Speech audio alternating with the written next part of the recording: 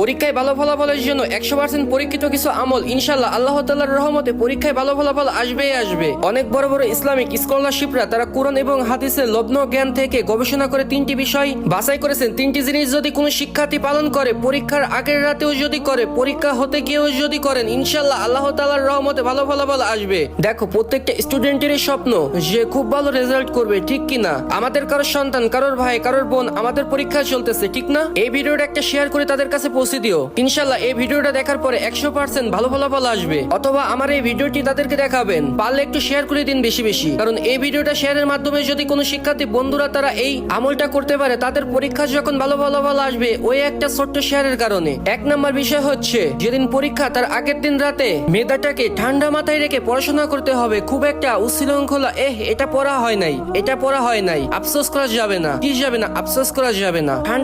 ঠান্ডা মাথায় বই নিয়ে